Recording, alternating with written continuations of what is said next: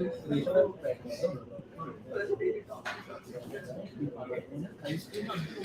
sorry for the technical delay. We'll be starting with the talk by Mufid now. I expect everyone to be settled on.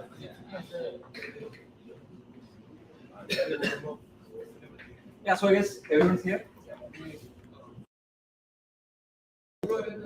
Okay. Yeah, so my talk is titled Securing Open Source One CVE at a Time. So to just understand the audience, I want to ask. So just raise your hands if you know what CVE is. Correct? Ever heard what CVE is? All right. So I'll just start with a brief introduction about myself. My name is Mufid. I'm the founder of Liminal. Liminal is a micro ISV. This is basically like a micro ISV, basically solving hard software problems for companies, and sometimes we get to legally hack them, which is fun. And I love competitions, which is what I'm mostly known for. So as of recent, last year, I was the gold medal winner of World Skills competition, which is basically the Olympics of skills. So it's like Olympics is for sports, World Skills is for basically vocational skills. So I represented India and South Korea and ranked 8 for our country. And BRICS Skills 2, which is basically the 5 leading economies, Brazil, Russia, India, China, South Africa. I won for India. And as it sounded like I was United, in the recent was actually I went for KRC, as in I was with my team, Vivek and Shah. So yeah, that's about it. So what is this talk about? So I worked in open source security research, working with a company called Dev, which is basically an open source security advisory platform. So what they do is basically provide an incentive for researchers, security researchers, and also maintainers to basically secure their open source libraries, projects, whatever. So during my time there, I was responsible for 300 plus CVEs, which is basically the vulnerabilities in open source. Every security loophole that you find like 0 days, everything in open source, I was responsible for 300 of them. And also personally took my time to patch 50 plus the CVEs in open source. Yeah, so and most, if not all of them, are on GitHub. So if you want to check it out as a learning material, you can do that. Just use this query. You can just 418sec is the organization that indexed Dev platform. So you can use these GitHub queries to see my patches and my drivers. So everything is open source, from reporting to validating to publishing the CVE and also patching the vulnerabilities. Everything is open source. So you can check them out. Yeah, so just to get you all started, I'll just introduce some terminologies and explain what they are. So CVE, as I said, what I asked if you know, is common vulnerabilities and exposures, which basically is just an ID or like an identity that you give to a particular vulnerability. So like, let's say, I guess, like Lodash, if you know what Lodash is, so like Nginx is a vulnerability, it would be assigned a CVE. So like CVE, then the year, so 2023, and then some ID, so 1337 or something, would be the ID of the security vulnerability that the Nginx has. So just basically is identification for this. And CVSS is the common vulnerability scoring system, which basically ensures what the severity of the vulnerabilities. So just starting from low, medium, high, and critical would be the levels, which is determined by multiple factors, like if it can be exploited by physically or like through the network, all basically changes the severity of the vulnerability. Responsible disclosures, basically responsibly disclosing a vulnerability to the maintainer or vendor of the software product. So it doesn't mean, and also one thing is like CVEs doesn't mean it is only associated with open source software. It can be other software as well, and it has happened, but it's mostly used for open source software. And VDP is the vulnerability disclosure program, which almost like big companies all conduct. Google has a program called Google VRP. It's a vulnerability research program, which basically rewards researchers to finding security loopholes. Like if you hack Google, they will give you money for it, basically. The bug bounty is the name for that. So like if you let's say if you find a vulnerability in Google, let's say in Google Drive, you are able to read anyone's file. If you do that, you will get like bounties ranging from $10,000 to $20,000, if not more, if you find like a critical one like RC. So 0 day, I didn't describe it, so I want to like tell you what a 0 day is. So 0 day is when a vulnerability at hand is not in awareness of the company or the maintainer. Like no one basically knows, everyone knows about it on the same day. So what happens is like the log4j. How many of you heard about the log4j vulnerability? Yeah, so that was a 0 day. So what basically happens is like, let's say, like I lay an example or something. Like today I found a vulnerability in Nginx. So Nginx almost like every single website runs Nginx, so popular. Even just take Apache for example, and I find a vulnerability where like if a website is running Nginx, I can just issue a request and then get RCE on the server that's hosting it. RCE means I can execute commands on it. So I can just get do whatever I want. And what I do is like, I guess post it on Twitter instead of Nginx, and it would be to the public. So someone who's malicious can use that. And obviously malicious people are the ones who find and publish the stories. Yeah, so what's the current state of open source security? From my time working there, from things I have seen, war flashbacks, if you can say.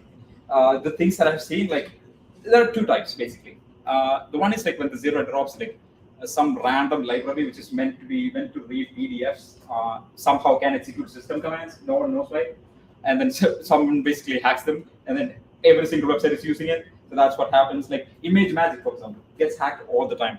But like every single like image manipulation program behind the scenes, even if it's Node.js, whatever, they're using Image Magic like behind the scenes. It's like if like every single HTTP request client, they would say they wrote it, like in Python and JS or whatever. Like behind the scenes, if you look behind the curtains, they're using curl. So basically, so if you find a vulnerability in curl, every single other thing is followed for that. And there are good Samaritans, and I'm a big fan of them. And I'm also one of them. That's what the 50+ series patching was. So basically what happens, like when Image Magic gets vulnerability, like someone saw that and like, okay, I should patch it immediately because maintainers, like you cannot really say, like maintainers would have something else. Like they're not entitled to completely work on them, right? So someone else can issue a PR and then fix it. Even if it's not landed, some other companies could basically fork the person's repo and then patch the vulnerability. So the process of managing vulnerabilities, right? So if you see those diagrams, like, discover, assess, report, remediate, verify. But the thing is, this is just corporate UML diagram. Like this is BS, basically. This is not how the entire thing works. You know how it works? I will explain. So someone somewhere, okay, get bored, and conveniently, in the middle of Christmas vacation, and what this person does is that, the person is bored, looks something, maybe goes to, I don't know, NPM, and then picks a library with like $69 billion. How convenient. A lot of people are using it. And then finds a zero-day on it, RCE perhaps, and then just looks at it, that's pretty good. And then goes to some kind of shady forum, and then like, okay, Nginx spawn, learns, do it whatever you want. This is basically how security works. And then I will say the whole process, like UML diagrams, like take that aside. This is what actually happens. And then the security responder of a big corporation, okay? This is how it is. That uses the very library in the entire software. Like basically the entire product, how it works is like because of some random open source library someone wrote, I don't know, 10 years ago, and like haven't even had a commit in like 9 years. The entire product, it's all functionality is like carrying it like in its shoulders. And like that maintainer wouldn't even be aware of it. And this would be associated like security operations center, and the responder would be like conveniently all the time, middle of Christmas vacations, cancel. And the big corporation, of course, by the way, So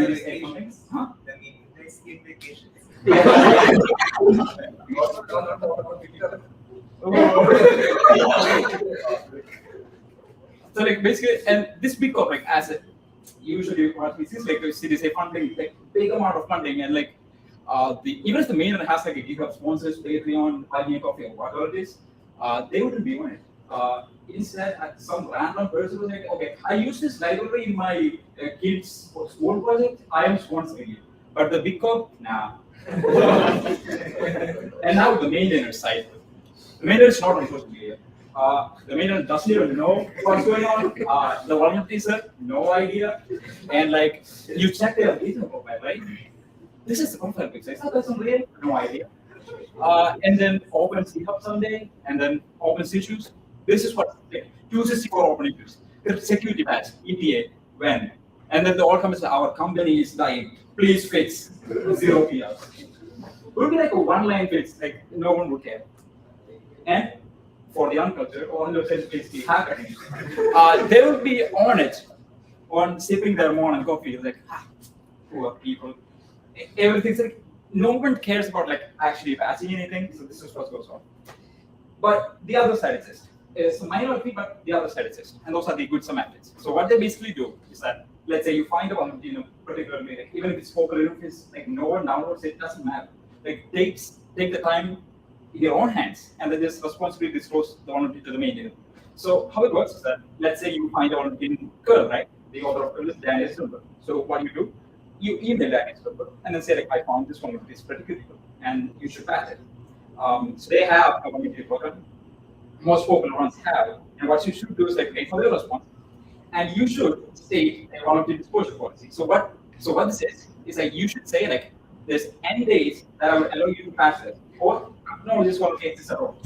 Google Project Zero does this. Google Project Zero is basically like the elite hacker team of Google. So what they do is like they get paid to basically hack software for fun, and they have this policy 90 plus 30 policy is that they will give you 90 days to patch an account voluntarily, and if you don't do that, they'll publicly post it, just like the other guys, the mentioned guys. And 30 days from patch to public disclosure, basically they'll publish the details of the vulnerability. And then if you can patch it, if you can patch the vulnerability, you can like open a PR and do whatever, but not everyone can do that, right? Like if you find a vulnerability, but you did that, yeah, like request or whatever, but you don't know what to see, then that doesn't mean you can patch it, right? So someone else could do it. So if you are able to, you could do that. And CVE gets published. So CVE is basically the ID for the vulnerability, and that gets published. Yeah, but there's a problem. So if you are a popular, if you are a media of like a very popular library, or you check emails of good, like sufficiently popular companies, I don't know, you might have seen bug bounty reports. I don't know how many of you have encountered this. So this data is from Hunter.dev, where I work, and you can see that P5 is basically the low impact vulnerabilities. P5 is basically doesn't mean anything. It's not even wrong. They would just report something like RCE, and then there is no code, there's no exploit.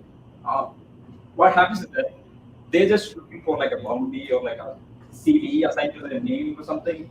So like obviously there are people like that. So most reports are P5, and some of them are like actually with good intent. They are not technical, so they will see something. They will see like a stack trace or something, and they will think like, oh, it's hacked. So they will like report it. You can see that in the replies. I don't know what's going on, but I think it's hacked. You know, in movies, it's like a terminal, like green touch something. So they see code and think, okay, that's hacked. So those are the P5s. P0 is like absolutely critical. It's like if you don't patch it today, like some companies are going underwater basically. Yeah. So the mainliner side. So that would be applicable to most of you, I assume. So what happens is that when you receive a vulnerability, there are things that you should make sure. The first one is that if there is no POC, it is proof of concept. Someone reports a vulnerability. They say like there's a critical vulnerability in your library, and then you should fix it. If there's no POC, you should probably not even like take it seriously. Like I know you'd be like pretty scared of it. Like when someone reports you like there's not CD in your library or something, you'd be pretty panicked. But if there's no POC, you should ask for it. And if they don't proceed with it, like just ignore. So the reason why I'm saying that is like I worked on the maintainer supply, the triaging side, and then we get a lot of reports. Like basically just no POC, no nothing. So like we think like okay, we think it's critical. Like this is like a big library, right? Like let's say like Lodash or something, and then they get a report and they're like, okay, we should take this seriously, and then we should like reach out every time like and you provide POC and provide the exploit code. They still don't get on with it, and then people are like they're basically like, oh, like they don't for anything.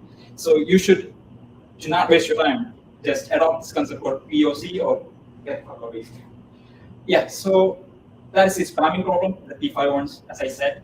And then you should ask the researcher, the one who discovered the vulnerability for mitigation solutions. Because I'll get to that later on. Because if you're not really exposed to like security and stuff, like secure coding practices and stuff like that, your fix will be bypassed like 10 times. Like if you fix the vulnerability and then you post it, someone else will come and hack it. Like this is like new fix, what are you doing?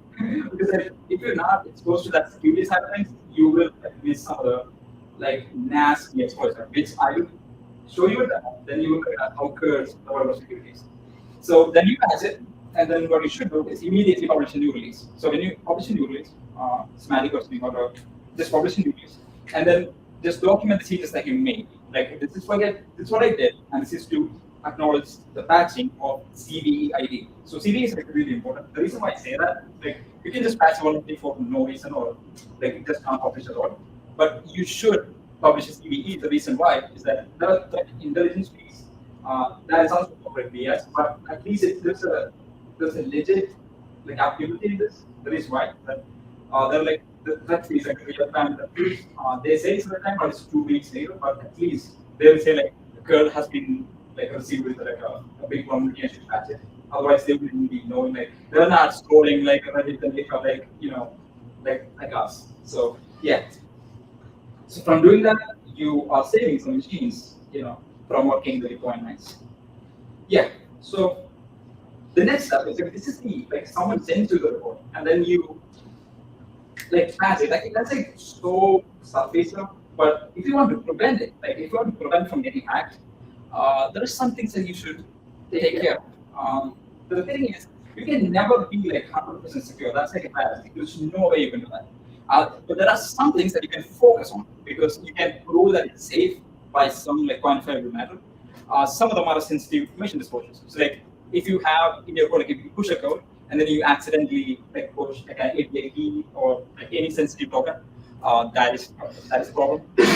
Then code input sanitizations like SSS vulnerability. So like you can prove that it's secure against it. Not if you're using like a web application firewall. I'm saying like if you're actually like escaping the info, like HTML escaping, it is sure like there's no way you can bypass it. So things like that. There's like memory safety, which I don't know if I could say that here. I mean, it's like a cultish thing, but the thing is, if you're some people can write 100% secure C code. I don't know, maybe they can, but you should use like UV SANS, undefined behavior sanitizers like Fuzzings use like there's like KochiFOSS and April. I think, yeah, KochiFOSS is by Google. Those are really good. And no, Rust is not the answer. Fine. But if you're in a rewrite, like if you're gonna open issues, like can you rewrite Chrome in Rust, please, man? Like that's maybe like GPT-6 with like 1 million context, maybe, but I don't think that. Yeah. Yeah. So I'll just document some tools you can utilize during the coding or whatever. So this is to prevent sensitive info leaks. So like if you accidentally publish like a secret key, like Firebase API key, like let's say you Stripe API key, I don't know, you can see the line with it.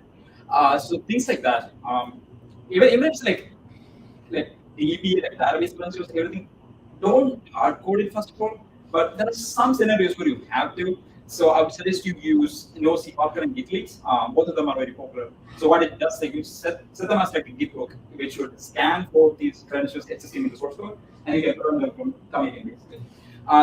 There's a repo called key hacks. So key hacks is basically like a list of API endpoints. You can ensure that the API key is valid because you might have like dummy keys, right? Like dummy keys, like 1, 2, 3 or something, which matches the same type of like hash or format of API. So you would like false positives basically. So if you want to prevent that, you can use key hacks to check that the leaked key is valid. And use environment variables. Like why would you do like hard coding? There are scenarios, but still, yeah. There are scenarios. Yeah. It's like single file, like you can't run it in a single file, or even compiling something, and like basically like out of system. If you want like a VM setup, or like what's that thing called? Fire thing, Firebase, Fire VM or something. Yeah. So there's like a secure mode, so we cannot do any kind of like interact with the system things. So you have to cut them. I mean, still you can like XOR and like obfuscate it, but that just makes a reverse engineer feel more challenged to crack that. So, yeah. So input validation, never trust any user input. You like I will show you actual scenarios after this, so you will realize how serious this is. So you can use this CodeCure by GitHub. It's really cool actually. CodeCure is basically like a code scanner, like a semantic code scanner. You will find like vulnerable code patterns in source code. Doesn't matter how big your code base is, it still does. And the cool thing is this, is that they have an incentive for security researchers where they pay security researchers for finding like rules for these semantic vulnerabilities. Like if I write a rule to find SSRFs, I will get paid for it. And in Singular is semantic group, as for example. There's this is awesome website called Sonar Rules. It's by its own cube, if you know. Both of them open source. So in this rules one, you can just read through them, like for a particular language that you use. You can read them and then see like, okay, there are these vulnerabilities and this is how you fix them. So like the vulnerability code and fix code are like in a list. So we have a pretty good resource if you want to learn security. So this is the whole suite that I would recommend. Clear is for Docker containers. Like if you have misconfigured containers, you can use that. Mobile is for mobile apps, like Kotlin Java. Bandit and Find Bugs are for Java. Node.js kind is obviously for Node.js. Eclipse, I just explained. KochiFOSS is for fuzzing. This is only applicable for like combined languages, right? Golang, C, C++, Rust. I mean, Rust is like, I don't remember saying it right, so you don't be fuzzing. I don't. Yeah. So basically, yeah. So yeah.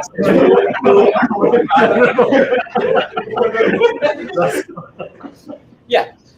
Now gets to the interesting part, right? So second coding is that easy. I said that, right? So if you look at this code, right? What's the problem with this code? Can anyone guess? Can anyone know? Doesn't even know about this? I'll just say like pickle is the keyword here, if you know. So I'll just get to it. So I don't. How many of you use pickle? How many of you know what serialization and deserialization is? Yeah. Okay. Yeah. So it's basically like a serialization thing, like able to take an object, take it into a language that can convert it to in a file sequence or whatever it is, whatever format it is. The problem with this is that this is like extremely unsafe. So like you can basically pass a payload and then get whatever you want. You can execute system commands and whatever. And the thing is, the way you fix this is like this. This is how you fix it. So like it is now in the documentation, but it wasn't. So like everyone gets hacked and then we will say from main, and I'm like whatever, like this is one of the people say question, you should fix it. And they would come like, so the library doesn't handle this? No, still doesn't.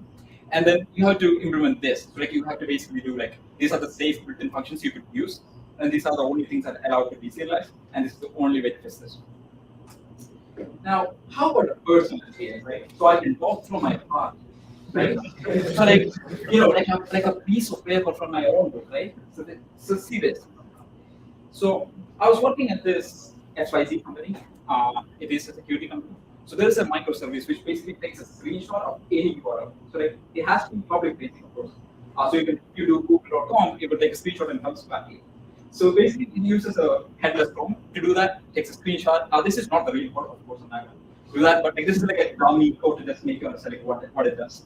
So you basically give it a URL. It will take a screenshot, comes back to you, right? And this is how it works. You provide google.com, zoho.com, or whatever. It will provide you the screenshot. Now, the thing is, this is one of the called SSRs. So SSR is basically server-side request forgery.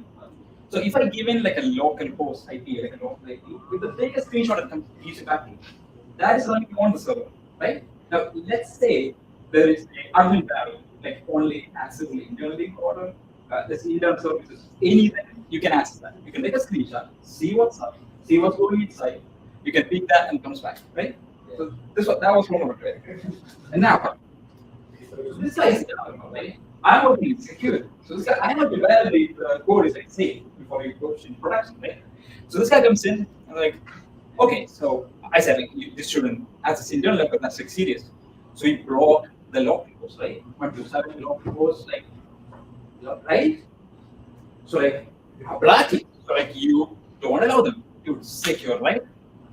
But like I have to now talk to them, you know, and that's when you realize you may live to see man-made words beyond your own direction by Nicolas Rice. You know why? Because I showed him this. This is how I feel, right? Multiple types of stuff. And this is not even a case. You can do multiple other things. You say Chrome's IP or process like weird, so you can have multiple ways to do that. So that comes in. So you only have CTPS probably. It's actually pretty good. I'm like, that's pretty good. So like our clients obviously would have SSL. I mean, they wouldn't come to a security company without an SSL. I'm like, come on. So that's a public domain. So if it has an SDK and it is a public domain, they can access it, right? Well, how about let's get this right. I register a website called Ulnu.com, right? And then what do I do, right? You hit the website with a request, whatever endpoint it is. It will respond with a 301 permanent redirect. You have to work.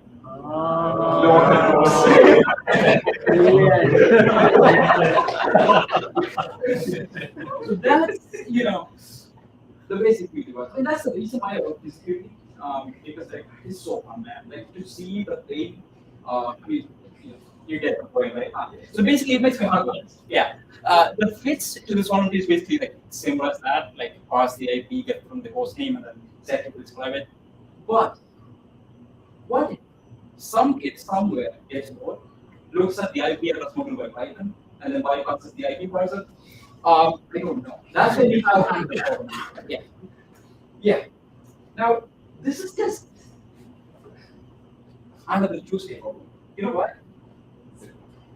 There's a vulnerability called a zip set, which is basically like if you archive, if you archive with a zip file, you can basically set like symlink to exe password or like some similar outside of directory or whatever it is. You can extract that file and then get it to the zip. So if it's a web service, you can conveniently do that, like basically like leak any file in the file system. So this bug was in a Rust zip parser. So I took my time and then fixed it. So I went ahead and then checked like it wouldn't be allowed to like go past the working directory. So that was the kind of fix. And I also done with like symlinks, so it wouldn't do that either. So it wouldn't read any file in there. But 3 months later, right? The pattern is, you can see there's no perfect follow. I don't know what that is. Sometimes I'm seeing it's like more ways to reach this need. I mean, like, you're challenging me, I work in security, right? So that hurts me, like, okay, more ways, what do you mean? And then the person was right. That person like basically demonstrated like 5 other ways you can exploit that. Like bypass my face, like obliterate. My face is nothing basically. I don't like that. So you know what I did? I literally read like unzip the utility like units, and then read the code like how they handle that, how they handle this, and like I implemented all of that in the Rust library. So like, because I don't like that. How I can secretly like I was doing now. So I went ahead and put my time in. This is like a big deal. I basically placed like every possible way because it could happen. And then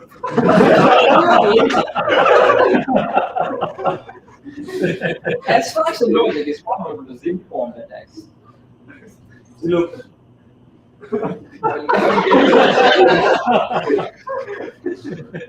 But fortunately, the heart attack was stopped midway because I saw that it's in a different course, not in my course. So I was, that's good, right? But like I was like reading the board, like what are they talking about? Like, they're talking about like zip security, something I don't know. So I was looking at that, and one thing, my face was actually one of the form attacks, but I didn't admit that. But I did fix it. Yeah. But fortunately, no. I was, if my face is bypassed 2 times, that's fine. Yeah. So I fixed it.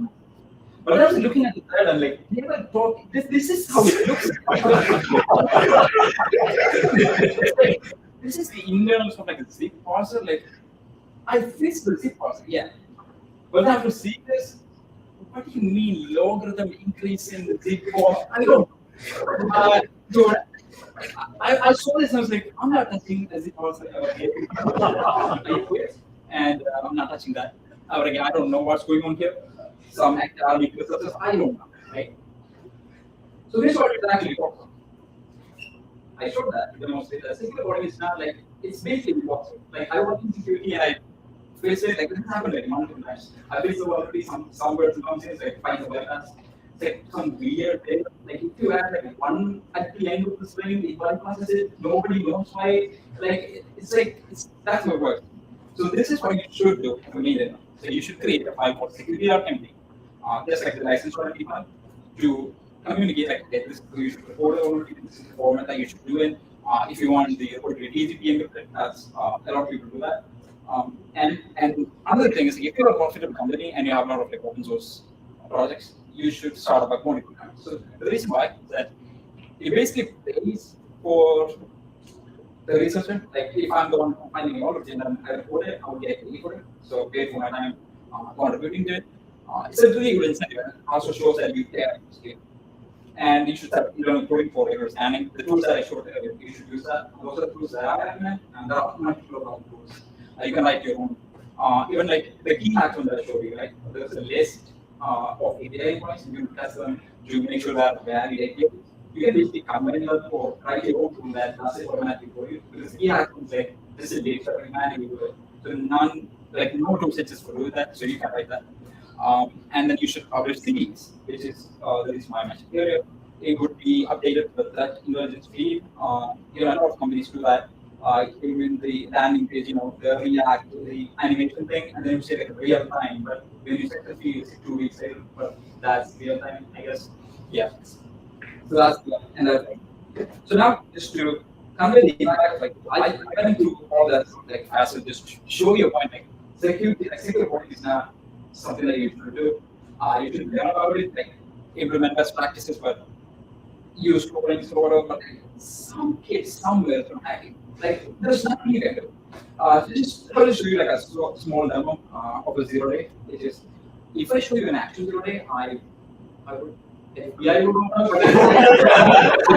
This is Like, be careful. yeah.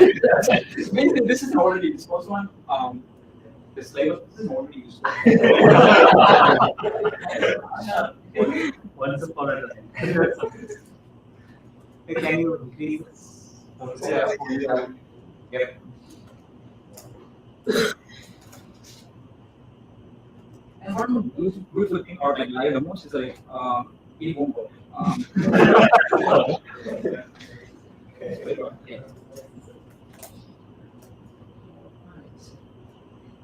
This is what the exploit looks like. This is what it usually looks like every exploit. You shouldn't like look at it and try to understand it. The trade-off is that you can learn stuff. Yeah, but like there's a trade-off, which is items. Because you look and you screen this thing, you just think, okay, yeah, fine. This thing is basically executes Perl commands to just know like how many of you know what execute is? How many of you know what execute is? Yeah. So execute is basically the most popular library that handles like media, like metadata, everything like that. It would handle that for you. It's used in production a lot. So yeah. Also, I want to show you like just like a hacker culture thing. When you exploit something and you show it to people, you basically like demonstrate that it's vulnerable by executing a system command. So what people usually do is like popping a shell, which means like you get a reversal somewhere, or popping a tab, which means you pop a tab using a tag. So you know like it executed system commands. But I made a new thing, so I want to show that. You're going to take control now.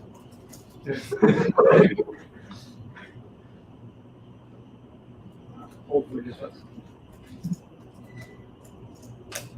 That works. Yeah, okay. So this is my new exploit. It won't like pretty, but this thing exists, and also I don't want to disappoint them.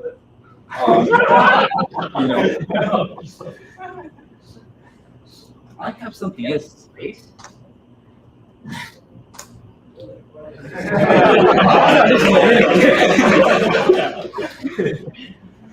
Yeah, so that's it. And like one thing I just so I just show you the symbol on it. Like it's cool that basically you use in production a lot. So if there's a social media, like even Facebook use it, they wouldn't admit to it because it's like the thing is written in Perl. So XFI is not the question. You can do that, but that's not the question. So the way that they use it, basically like install that and then execute as a system command, then get the file back to you. S2 basically handles like weird components and stuff. So there's no way you can like write another recommendation for that. It does it conveniently for you. So a lot of people use S2, and then one of them is GitLab. So this is a open report to GitLab. So this is the same vulnerability. GitLab used execute to remove and add metadata files. So what this guy did is basically the same exploit that I showed you. Instead of cat popping, he actually got it to the servers, no responses, something like that. Maybe I don't know. Yeah, but basically he got paid $20,000 for it because it has a bug bounty program. So I showed this to you for two things to show you like how impactful this is. Like if you have 0 in your hands, you shouldn't admit to it. I don't have it. Yeah. So you shouldn't admit to it. That's first thing. You should responsibly disclose it. And if you want to make your hard work, you can also publish it on like Twitter or something, and then be like, I found a vulnerability. I don't know if the major knows it or something, and then someone picks it up from I don't know some shady forum in Russia or something, and then basically run it on a server like a botnet, and then basically like sweep the entire IP, who was vulnerable gets it. That's how Log4j works. It's like basically like Satya. Everyone gets it. Everyone gets it, right? Yeah. I didn't sleep for 2 days when the law came in. So this talk was basically a Ramadan and you guys and therapist. Thank you. Yeah. So that was it. And if you have any questions, I don't know if I went too big, but yeah, if you have any questions, I don't know if you get this, but like May, like Ama, like right? Yeah, if you have any questions, yeah, you can ask.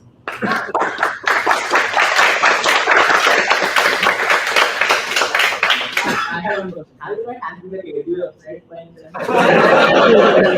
trying to Can we just pause that? Java? It's written in Java. When I log for the game, we have to try it. Yeah. And it was on the I didn't. I was there. We tried in the mountains. Yeah. As soon as we have log for them, first of all, ADU is Java. Yeah, so no questions. What is like you didn't sleep for 2 days and log for the game? Like, Yeah. Like why? So the reason why is like I'm working with the college like as online, so they would come in like they would have a static website also on the it was something they were like I love for the game in are you vulnerable? You don't have servers, right? Some of them did, some of them did. So like I had to match it. Like I actually wrote a tool for that.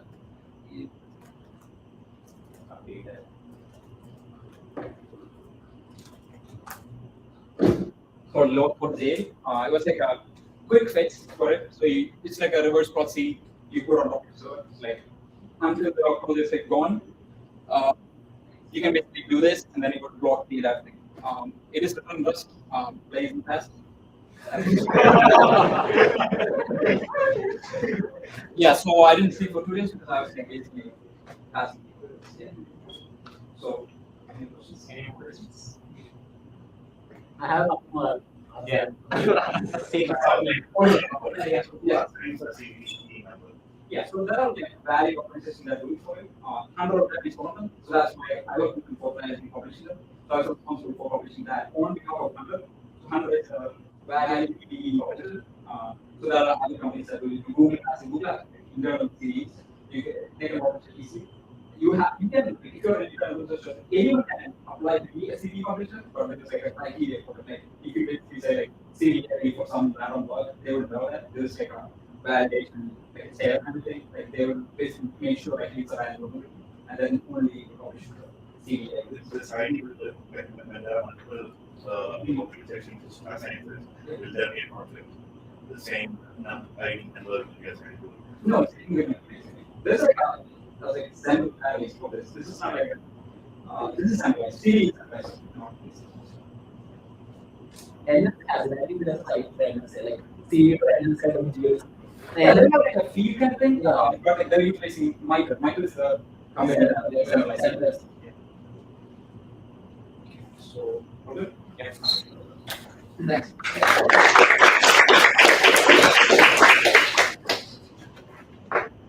Thank you for the wonderful talk.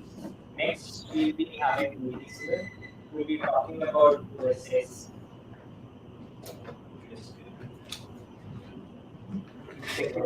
Mitigate OSS.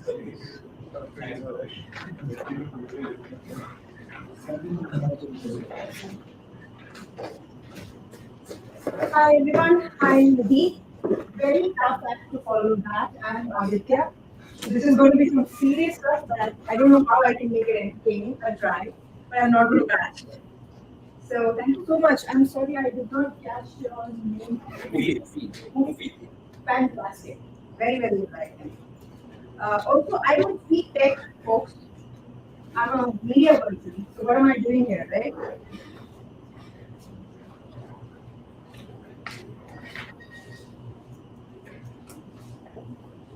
Awesome. So, could somebody help me with pictures? Like, this is for our own site.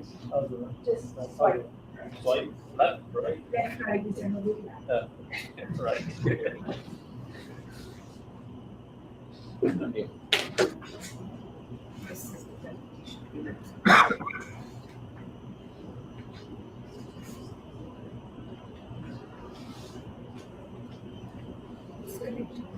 Yes, and then it's nothing.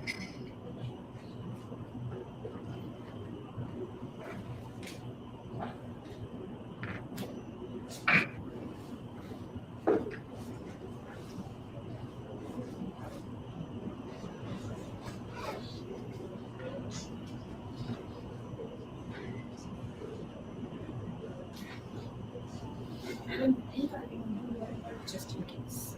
Yeah, you need to screen the slides at least.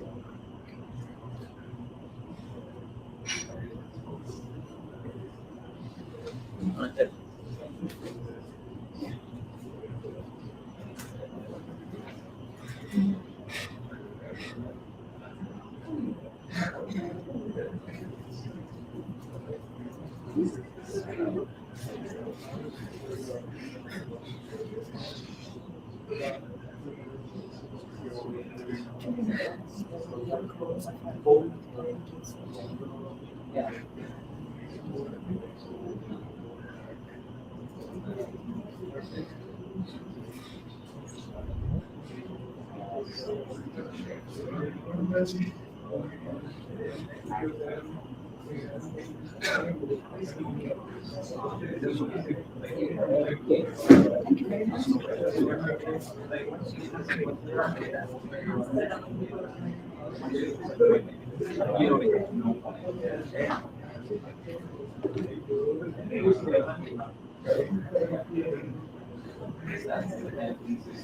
Right. Hi everyone.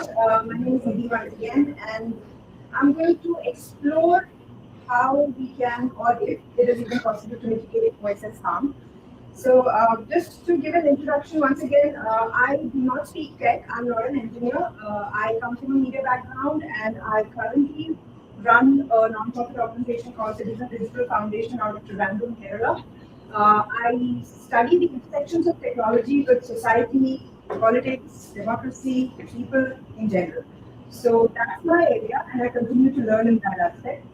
This has been my background. I'm not sure if you can read the text.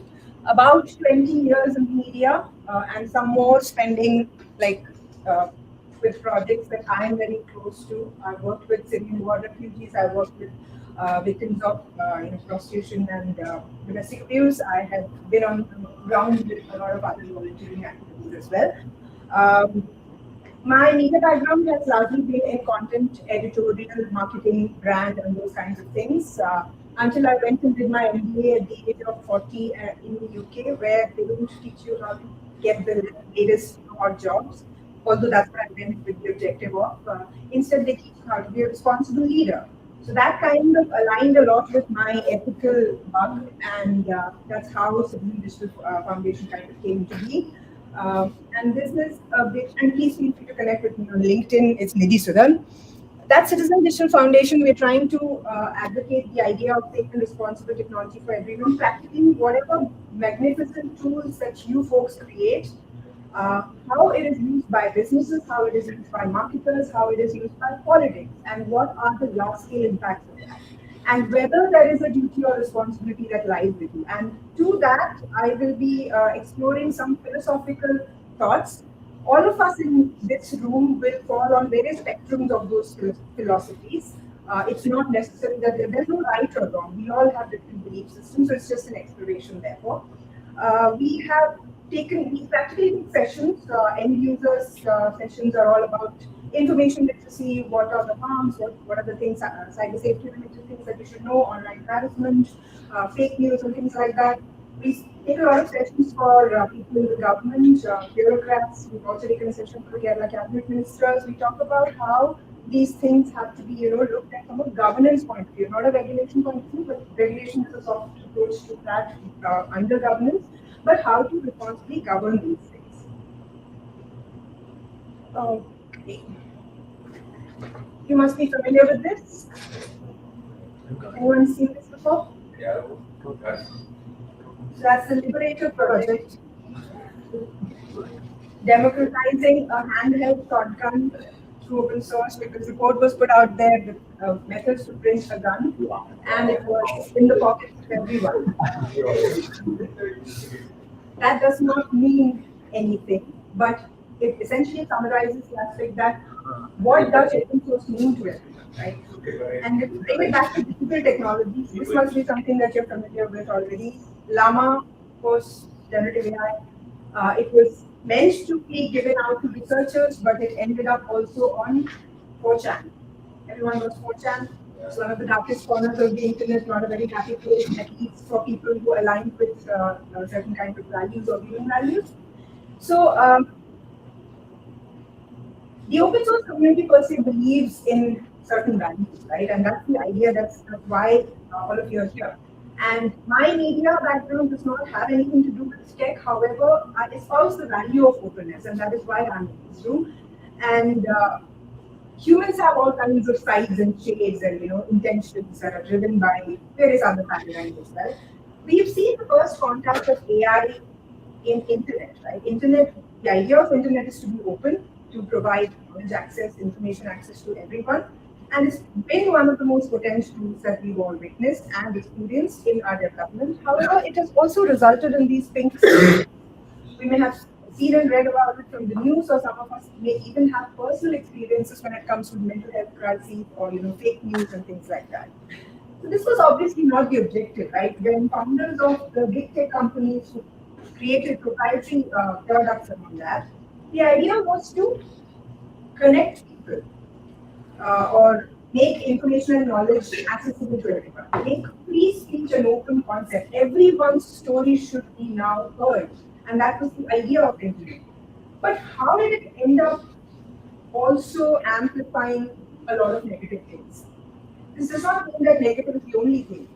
My job being a strategist in AI in this kind of a space, therefore I talk about all these issues in much detail. And if any of you have questions about any of these are all 2 hour sessions that we take on each of those topics. So how those things have worked out in the world and everything. So I cannot get into that in this short span of time, but where is that dissonance happening? Who is doing this?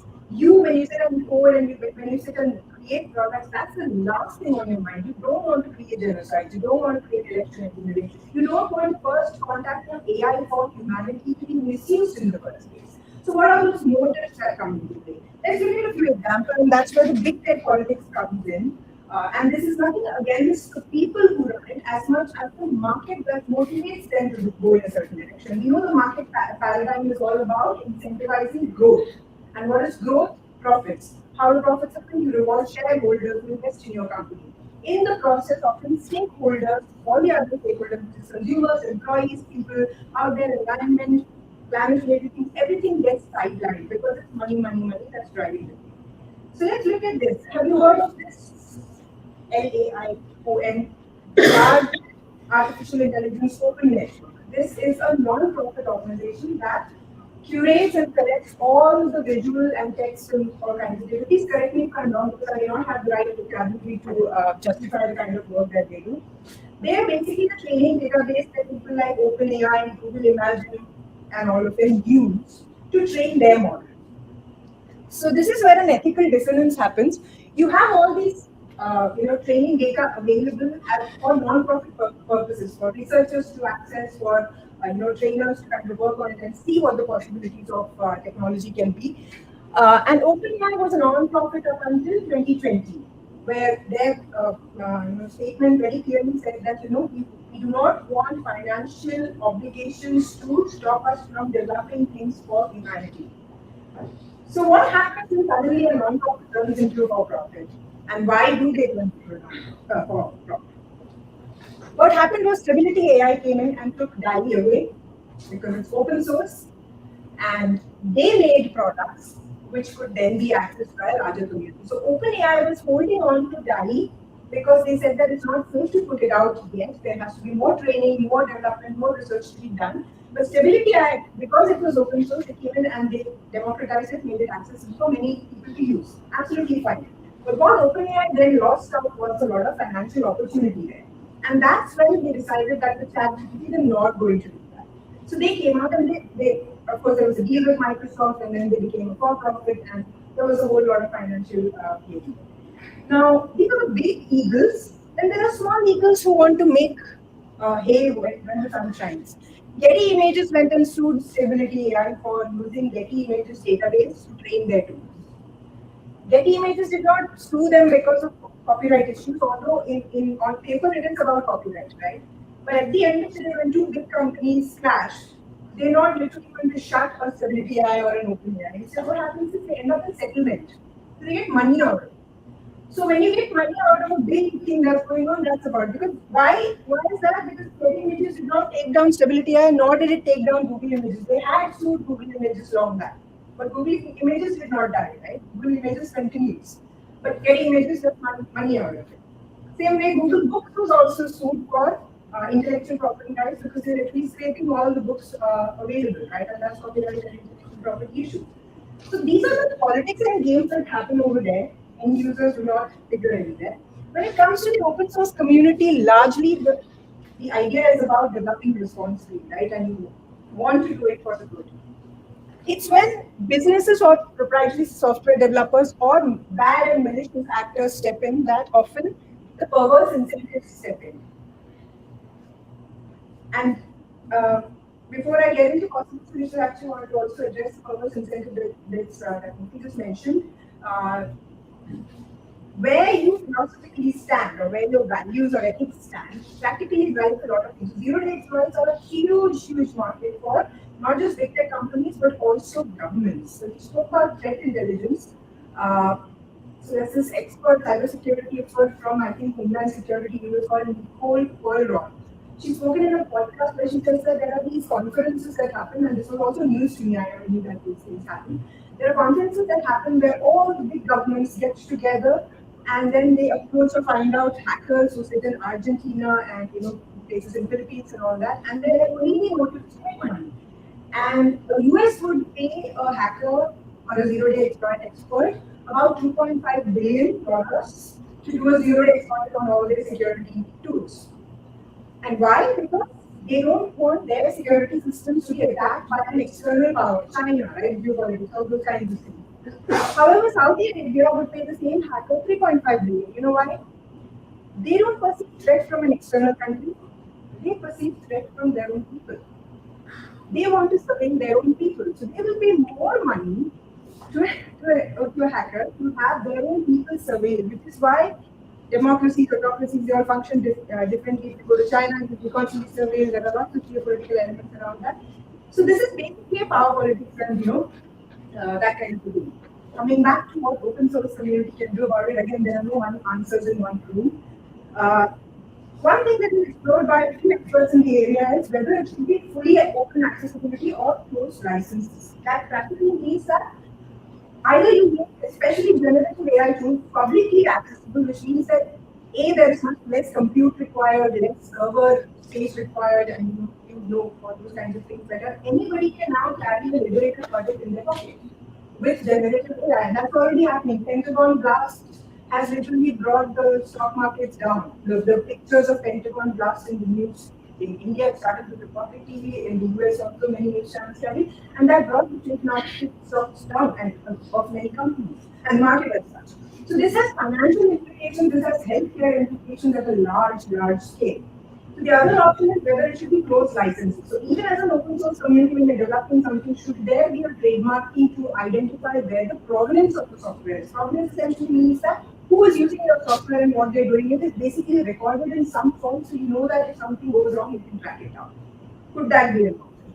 There was a poll conducted. This was a basic push poll on LinkedIn by the same expert who spoke about it. He said that most people agree that open source with regulations is where possibly the solution lies with generative AI technology. The other solution that I found was ethical sourcing. Are you familiar with this? I'm sure you're familiar with this. The idea here is, as an open source community, when you build something, you are saying that this is the potential that I've built, but I cannot keep track of who uses it and how and why, because there's so many companies and people using my software. But ethical sourcing is, it literally concerns itself with how the tool is used. So the measurement is not based on the number of adoptions, the measurement is based on the nature of the adoption downstream. So this could be possible. These are just thoughts I'm putting out in the open for you to also kind of have discourses on.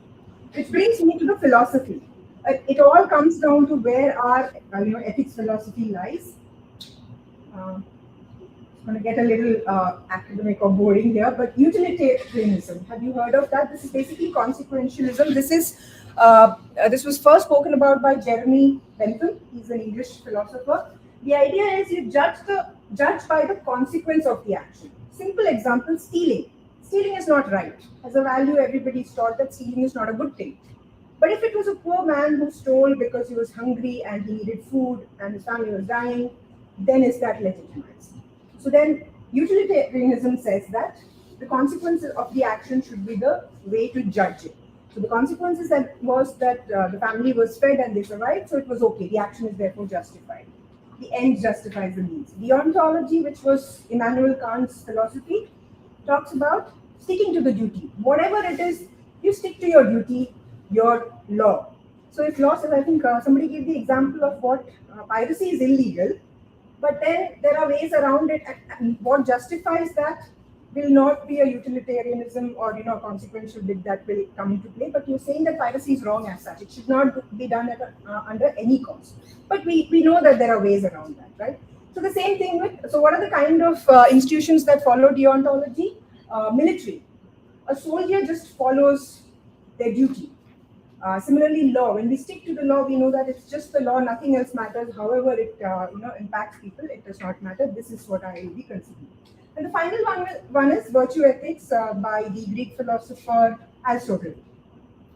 So there it values the purpose, as in it's not about the action, what you do and what the outcome is. Instead, what is the purpose of it and how would a virtuous person do it? So let's say if I'm given a dilemma, an AI dilemma as such, and I have to take a call, I'd say that what would Mahatma Gandhi do? Or, I don't know, for MLK Jr. do?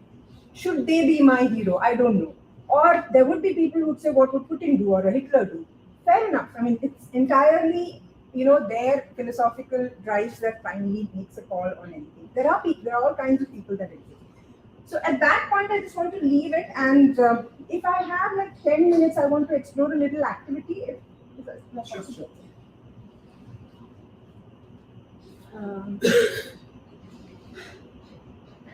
This is just an anonymous poll, and I'll only get to see the percentages.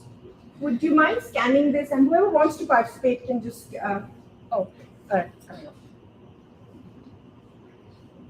Just to see how it works in AI.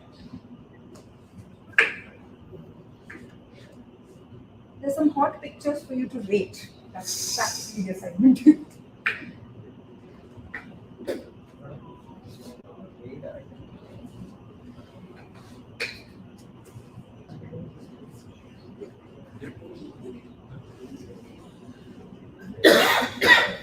Everyone got the images on screen?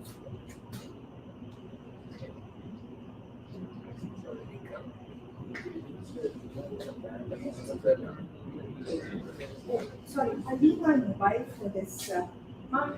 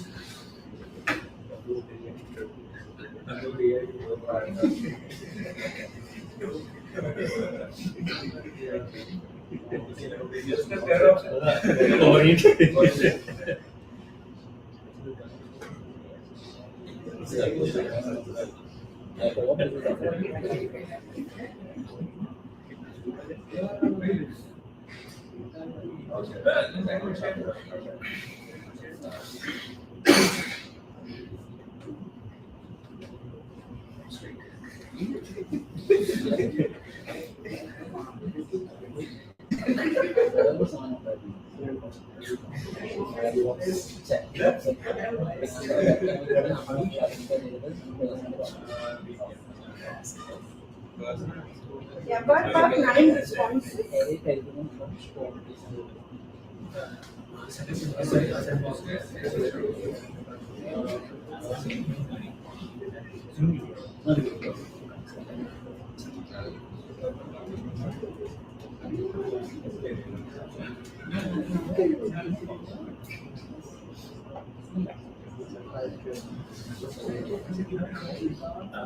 All right, I think that should be enough. I got about 20 responses. Let's kind of summarize how AI bias works, and you are already familiar, but this room is a classic representation of what the engineering community in general looks like, and you know the issues around that. Uh, so that was the first picture. I believe 90% of you have voted for picture A to be hotter. Fair enough. It is entirely up to our orientation, our interests, and what we believe in. Did anybody think there should be a neither option? Yeah. Thank you. Actually,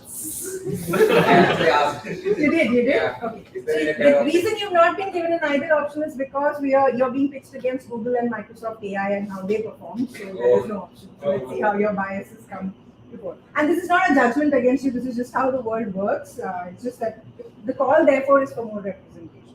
So this one also, obviously, I don't think I need to kind of go through it. 78% think that picture A is hotter.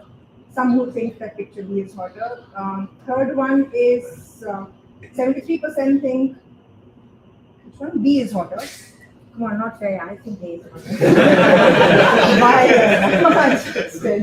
So all right. So and then fourth is definitely A. Yeah, but no, you guys disagree. So it's 91%. All right. And this, at least picture composition wise, it makes sense. You can't even see the hottie over here. But yeah. Okay, last picture was 83% think that that's hotter. Now let's see what Microsoft and AI is doing. So there are the scores from Google and Microsoft AI. 100% with you on that. 5 out of 5, this is sexier. So this was a study recently done by Gianluca Moro of AI Accountability Network and The Guardian. This is definitely not hot.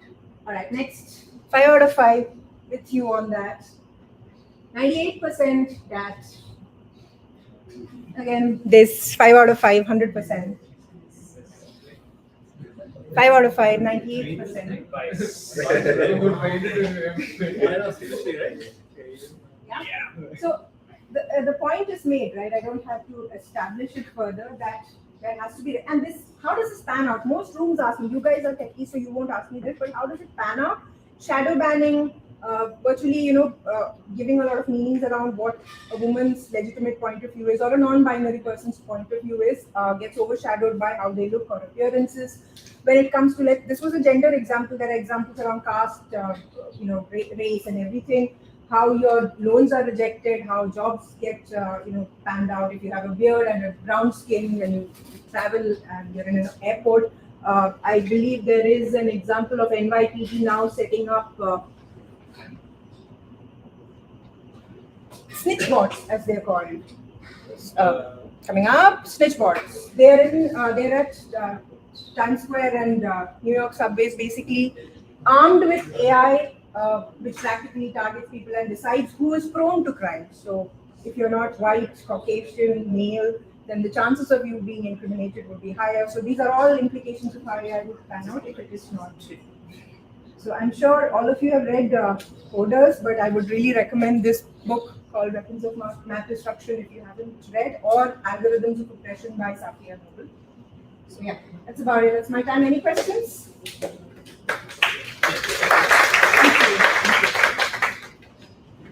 Not a question. Yeah. I would like to add up a thing. Please. There's a thing that exists called Lana image. Can search it exists in the academia and computer science academia. In research papers, you can't use the face of a particular woman. You can check it on Google. It's called Lana image. It's like banned in IEEE papers, everything. There is a reason for that. It's related to female, male. I'm noting that down. Lana image, right? Lana. So ENA. Any other thoughts? Has anyone explored these areas before, and any ideas, any breakthroughs? I would love to hear and learn. Yeah, like how can OpenAI go from non-profit to for-profit? Is there any kind of law against that? Like any company can do that, right? You actually can. You can switch from a non-profit to a for-profit. I don't think anything stops you, but the FTC in the US and people like that will actually monitor based on several anti-competitive theories and things, whether you should or not. But unfortunately, anti-competitive practices and also those legal rules that apply for organization switching apply in a non-tech and a much smaller, market share kind of a thing. for what is classified as really large digital platforms, it took the EU's Digital Services Act and Digital Markets Act to define that there are 17 platforms, including Google, Facebook, all of them, that will be now treated under these large service providers, and therefore the rules will apply differently to them from how it applied to previous companies. But it is still taking time. These laws are catching up. So really, you can't prevent an organization from turning from a non-profit to a for-profit. There are mechanisms for them to do that. And like all these companies are based off on open source price itself. So like even OpenAI, like Yes. the code is all GPL. Yeah. Why aren't the people suing? Like I'm seeing two different sides to that. Those clauses don't exist, so it can't be sued. So yes, they are being sued on IP and copyright. That's the only thing that they are being sued on. There is no other clause that they fall under. So again, people who sue them are things like organizations like Getty Images, who will say that you have used our database. But at the end of the day, the outcome of the case won't be that OpenAI will have to stop a ChatGPT or a DALL-E. They can't stop it. The only outcome is that Getty Images will get a settlement out of it, and that's it.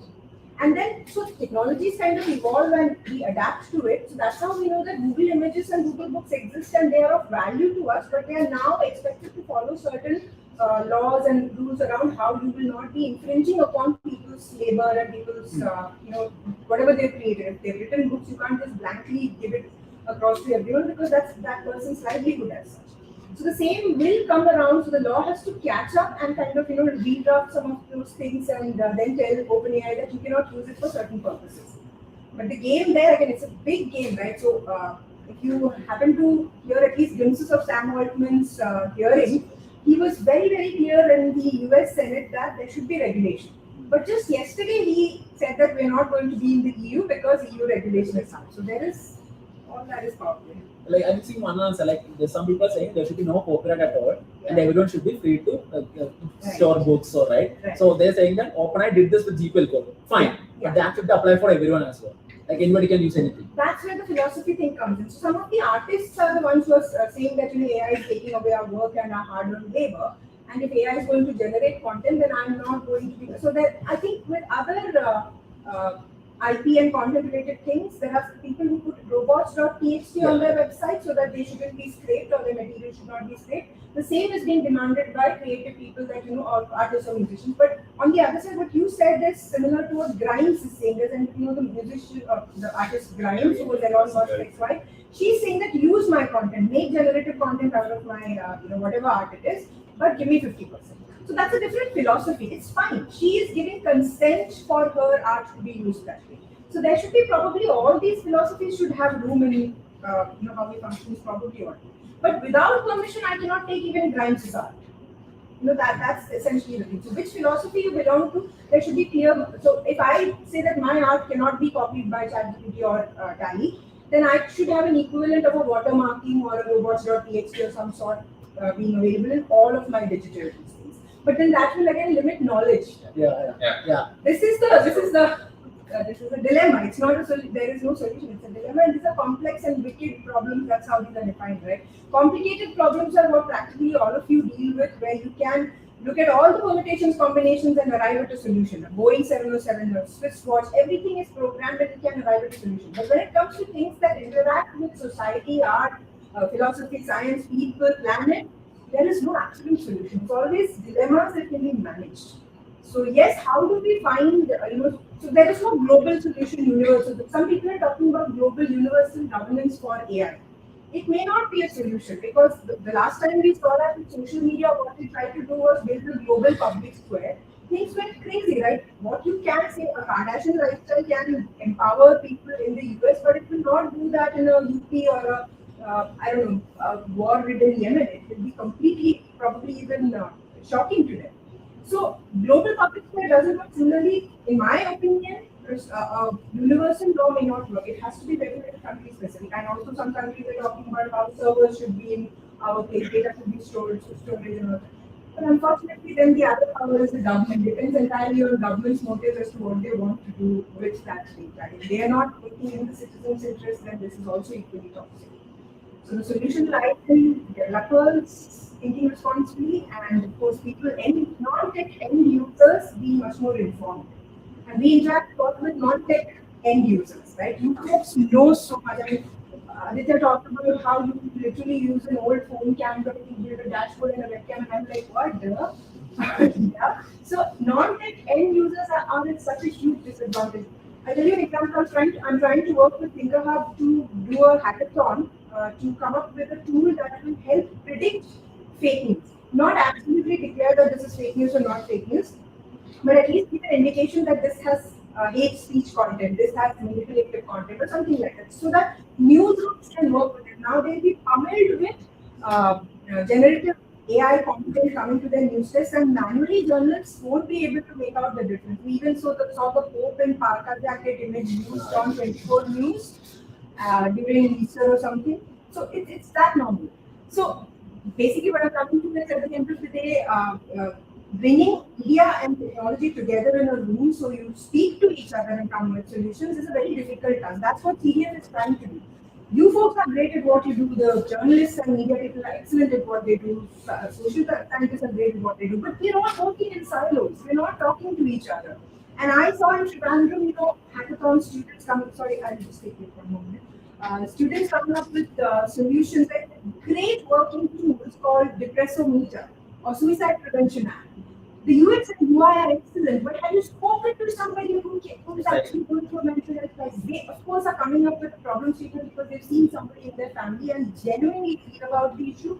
But without understanding that, a person who's in the mentality or a mind space of considering something like suicide may not be looking at how cool your UX and UI is. So that is the gap that we need to build and speak to each other.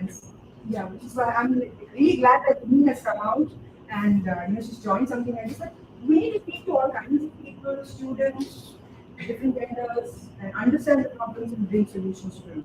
So yeah, the media school students who are working on the hackathon, basically they're not able to understand how to work with Google Sheets. And that kind of absence of digital skilling, while we have excellent journalism students and people who understand social sciences, this is not going to be a solution. We need to upskill them on it, and we need to get all of you in rooms to talk to each other. It's my ultimate message is all. Anything else? You mentioned about we talked about how government regulations can enforce. So do you think that capitalism adds a lot of it's essentially a roadblock to having this ecosystem where each function can talk to each other? Because there can be lobbying from corporates, there can be pressure from big companies, right? So what do you think we do that? Chris? So again, this is something that you touched upon a very, very macro issue that many experts in the space are talking about. I'm studying that as part of textualship as well as Center for Human Technology as a foundations course. They talk about small changes that we can make are probably at UX and the business levels. But the ultimate change that we need to make is shifting the market paradigm, because if capitalism is going to reward, and like you rightly said, if Google is in the race with Microsoft to put out more, AI powered tools, despite all their ethics, despite all their responsible practices, Microsoft is known for being the benchmark in responsible AI practices. They've kept everything aside because it's what is called a multipolar trap, which is basically if I don't do it, somebody else will, and they will.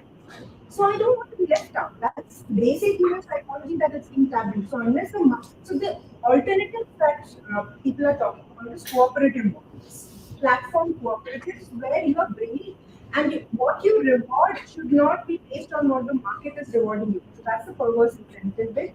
So if you're, for example, social media rewards hateful content, there's 70 to 24% more visibility and virality for hateful, disgusting, emotional text. So there are images that I could probably later share with you. So why is that happening? Because if you target people's primal instincts, they will spend longer time on your platform, and therefore that's engagement, therefore advertising. And that's the market paradigm that you're feeding into. Whereas your vision is connecting people, bringing knowledge to people. So your vision stays somewhere and your metrics are redefined on something else, right? So it won't happen if the market paradigm changes. And there are lots of people I think I'm getting the name wrong, Monrega, there are cooperative businesses that also thrive. So instead of the unicorn model, there is zebra model that is advocated. Because unicorn is again an exploitative market model where only one entity is being pushed towards the 1 billion mark, and we will look for that kind of potential, while all the other successful businesses might not get that kind of funding. Why is that? It's a competitive thing, right? Simple example, Amul. So if you look at industrial milk production, they literally, feed the cows with hormones and stuff like that, and the suction pumps that are used on cows bring out the blood and pus from the milk. And there are FDA regulations that say that this much percentage of blood and pus in milk is okay for humans. Only because they're creating demand around a few cows. But what Milma and Amul do are they created a grid or a network, what was known as the milk grid of India, basically connecting the cows that are already there and the farmers that are producing milk to the people who require it. So the cooperative model is something that's often said as a solution to the capitalistic extractive model. Capitalism per se needn't be bad, but when it gets to growth, those narrow problem solving equals exploitation. So that's the Even the mission is lost. yes, you're right. This is a long game. None of us again in this room can solve, but we can think in these directions. I mean, one thing we see about capitalism is that Europe, for example, they have really gone ahead and done all these privacy laws. They've been standing up against Facebook. You see all the time, right? So we can really learn from that. And I think a lot of countries in Romania, we're actually basically copy pasting a lot of our laws from the EU. But there is a bad side to that because we know that the EU is a very responsible actor in terms of data, right? But not the Indian government versus.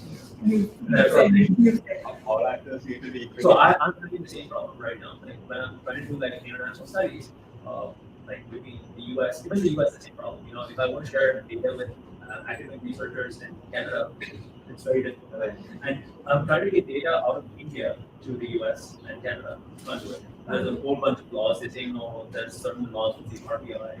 Oh yeah, I need certain permissions for that, and that letter is like stuck in the last 6 months of there. And the business arm twisting, right? Google has rolled out BAR into 180 countries, but not EU.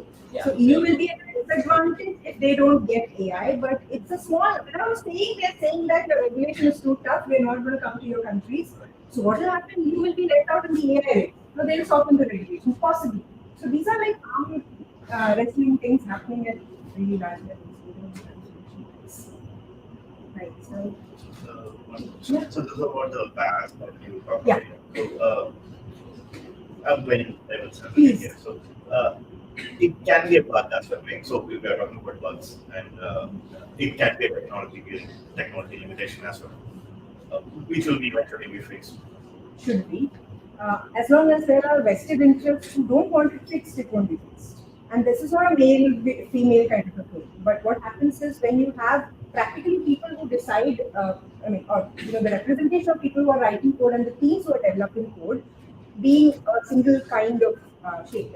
And this is again, people like Imnit Gebru and all can point out that there are not enough black representation. Forget brown and yellow representation. Like Indians, thankfully, we have a strong tech community, but Indian representation is also not there in the data, unless we are developing it here in India. So Southeast Asian data is amply available in Chinese software and in software that's developed in those countries, but not in US. And if you have a Google, OpenAI, and all those big companies using the existing data that's available there and shipping products here, then like I may just call out one small little thing. I think it was Aditya's presentation or Mufi's presentation, I don't remember, where all the babies' images that was used were all white babies. Even as a joke. There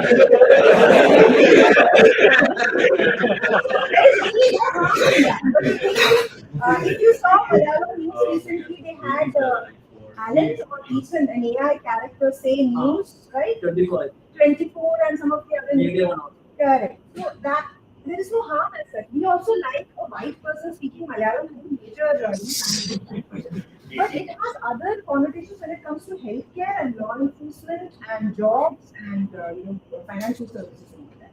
So if you have, let's say, now if a loan is rejected based on whatever records of mine are available in the organization, I can speak to a human person who's and ask why it is. They might give me a very convincing answer and I can go home. But what happens is when it's written into the AI tools that will then be disseminating these services, you cannot ask, you will assume that there's something wrong. Which happened with the Amazon algorithm, that ATS algorithm, if you're familiar, was rejecting women's resumes for a long time and nobody knew. Why was it happening? Is anyone familiar with that? The applicant tracker system of Amazon for about 10 years or 9 years or so was rejecting women's application purely by the gender, bit of it. So you know that they have ATSs before humans get to the resume. Because data was trained on all the successful candidates of the past being male. Until somebody found out the bug and kind of highlighted that. So imagine the number of jobs that were lost and also the representation of the company that was lost.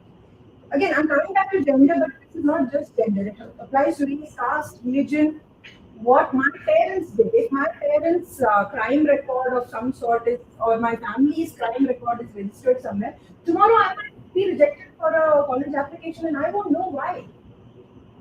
It's possible. It's happening in places, and which is why when a lot of technologists are highlighting these kinds of bugs and these can be created, can be resolved. It won't get resolved unless you have the other story also sitting in the room and saying that no, this is not us. So there is a great framework. I'm sorry, I'm suggesting a corporate framework, but this is actually an AI blind spot spotting framework, which addresses the four stages of any tech development, which was developed by MIT and Berkman Klein Institute, which talks about how at each stage you should have data representation, team representation, checking process, measurement process, evaluation process. It gives a guideline for any organization to follow to set these preventive protocols. Now, again, when I say preventive protocols, I quickly give you an example. Cybersecurity, right? We talk about cybersecurity, and that's something where we understand the dangers of. But we don't understand the dangers of AI bias so much. Earlier, when we used to build buildings, nobody set these fire safety systems in place before.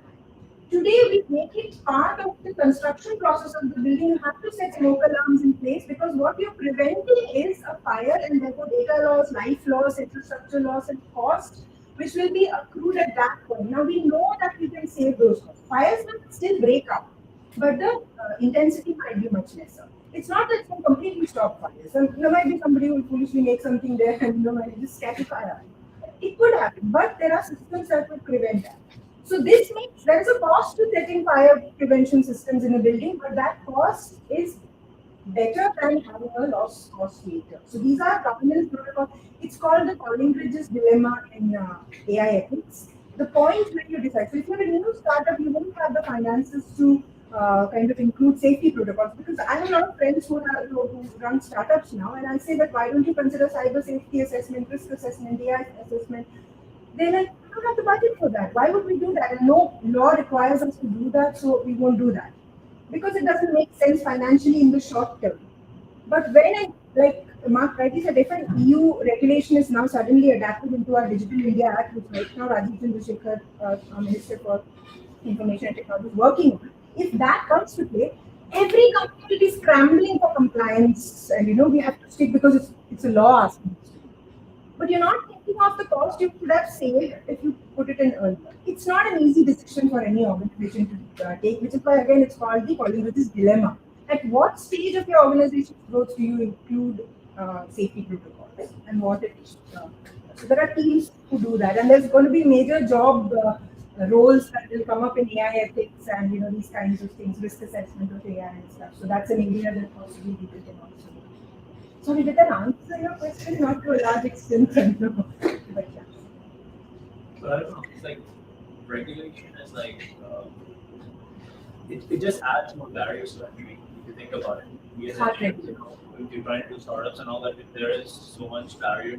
If you think of fintech in India, for example, there are significant barriers to entry. You're not seeing as many fintechs as we think we would see, even though we have a lot of these wonderful infrastructure built up, because there is a cost involved with it. Even if you think about it, gatekeepers are still the banks if you want to access the main systems, right? And they have to comply with the RBI regulations, and that costs come down to us, right? Like people saying, all the security, kind of audits, those are costs. Yes. A lot of audits, those will cost us about $100,000, $150,000, which startup can manage that kind of cost, right?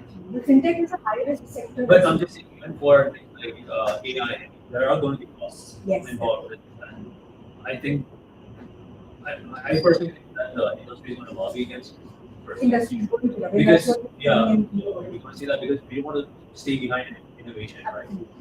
And that is what with Kerala, as such, when we speak to government bodies, they are very clear that we want to prioritize innovation, responsibility comes later.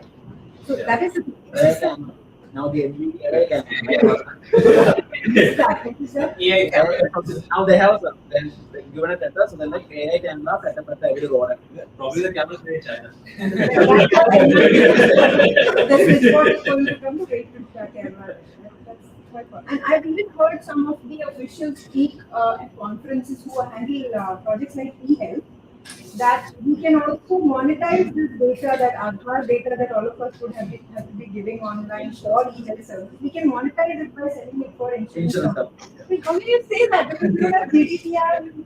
Because So, people don't understand. the government already solved the vehicle. It's already. Yes. So we are living in a situation which is all cacophony, I think, at this point. But I also like to take that point that it should pan out. We are new to the system. We are all adapting to how these things impact all of us. It should pan out in a few years. It's just that we should mitigate harm in the process. And it should not always be one underprivileged or the less privileged who are losing out. So I always give the Titanic example for this. If Titanic is this fancy technology, it also represents all the social divides that you see on land. So somebody with a cheaper ticket will get a basement, and the expensive tickets are all up top. But it's all good when the ship is sailing smooth. When the ship goes down, it's the poor man that dies first, it's fine. But even those covered in Gucci satin clothes will go down. This is a little later, unless they escape to Mars. They will still die. This is why some people want to go to Mars, but I don't know how long that will survival rate. How much fun would it be? Would people party on Mars? I don't know. I think the 2012 movie, I think that was the 2012 end of the world movie, and all the rich people gets on a boat. Yeah. And Don't Look Up. There are so many dystopian movies and all those. I think Don't Look Up, they are captured very well. Don't Look Up. Yeah, they're very well. Correct. Thank you. Thank you very much. Thank you everyone for attending the first meetup for KochiFOSS United in Kochi. We have a QR code that will be shown up.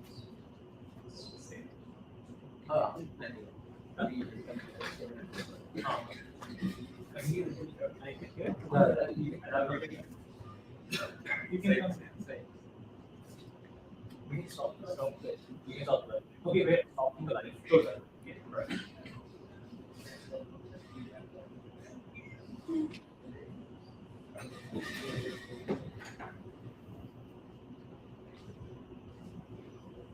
We have a QR code that will come up on screen.